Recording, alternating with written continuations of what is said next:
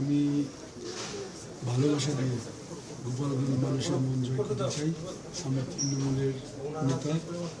আমি সবাইকে দলমত নির্বিশেষে, আমি যেহেতু গোপালগঞ্জ সদর 2 আসনের এমপি নির্বাচিত হয়েছি, আগামীতে আমি গোপালগঞ্জ সদর 2 আসনে এমপি হিসেবে কাজ করতে চাই। আমার কাছে দলীয় দল আমার বিএনপি, কিন্তু আমি সবাইকে সাথে নিয়ে কাঁধে কাঁধ মিলিয়ে কাজ করতে চাই। আমি ভালোবাসি দিয়ে সবাই মন জয় করতে চাই এবং আমি সবাই শান্তি নিরাপত্তা বজায় রাখতে চাই। আমি অসাম্প্রদায়িক একটা গোপালগঞ্জ গড়ে তুলতে চাই। আমি গোপালগঞ্জ থেকে মডেল আসন হিসেবে দেখতে চাই।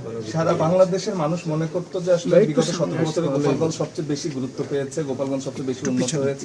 আপনারা জানেন কতটুকু উন্নত হয়েছে, আপনি আসলে কি করতে জানাচ্ছেন? আমি গোপালগঞ্জের জন্য সর্বোচ্চ চেষ্টা করব। আমার বিএনপির চেয়ারপারসন জনাব তারেক রহমান, আমার মনে হয় এবার তিনি গোপালগঞ্জবাসীকে 2 হাত খুলে দেবেন। আকিস সিমেন্টে তৈরি এ বাড়ি, সিমেন্টে লোহার শক্তি। আয়রন স্ল্যাগ সমৃদ্ধ আকিস সিমেন্ট, সিমেন্টে লোহার শক্তি। আমাদের গোপালগঞ্জের 3টে আসনে আমরা আমাদের চেয়ারপারসন জনাব তারেক রহমানকে উপহার দিয়েছি। তিনি আমাদের 2 হাত খুলে উজাড় করে আমাদের সব কিছু দিবেন। আমরা গোপালগঞ্জবাসীকে সব কিছু দিয়ে বিগত আওয়ামী লীগের আমলে যে উন্নয়ন হয়েছে তার বেশি উন্নয়ন আমরা করতে চাই।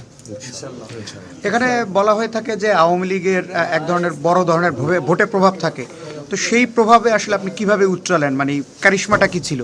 দেখেন, আমি মানুষের দ্বারে গিয়েছি, আর মানুষ আমাকে, আমি একজন পেশায় চিকিৎসক।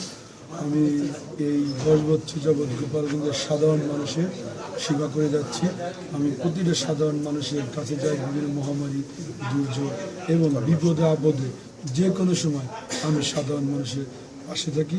আমি মানুষকে উপকার করছি, তার প্রতিদান এবার গোপালগঞ্জ আমাকে দিয়েছে। গোপালগঞ্জ 2 আসনের ভোটাররা কি বিএনপিকে ভোট দিল না বাবু সাহেবকে ভোট দিল? এটা মানে আমার দলকে দিয়েছে, আমাকেও দিয়েছে। কারণ দল যখন নমিনেশন দিয়েছে অনেক প্রার্থী ছিল, সব কিছু উপেক্ষা করে আমাকে এবার দল দিয়েছে 3 ইমেজের প্রার্থী, ভদ্র প্রার্থী।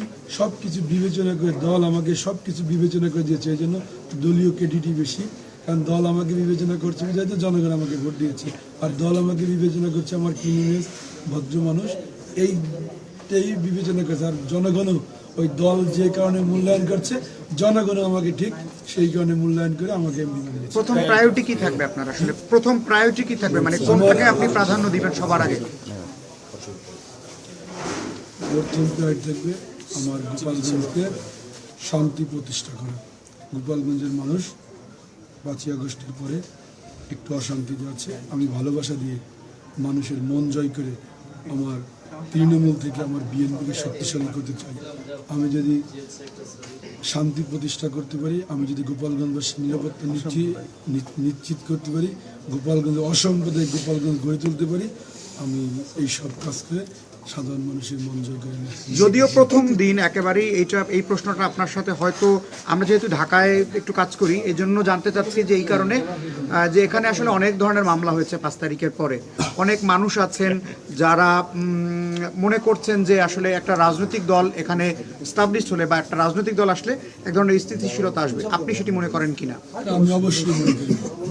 আমি যেহেতু দল মানুষ, গোপালগঞ্জের মানুষ আমাকে ভালোবেসে ভোট দিয়েছে, আমার দলকে মূল্যায়ন করেছে, এই জন্য আমি গোপালগঞ্জ মানুষের কাছে আমিও প্রতিদান দিতে চাই, গোপালগঞ্জ মানুষের পাশে দাঁড়াতে চাই। আর আমার বিএনপির চেয়ারপারসন তিনি খুব বলেছেন ভালোবাসা দিয়ে মানুষের মন জয় করতে হবে, কিন্তু এইসবে চলবে না।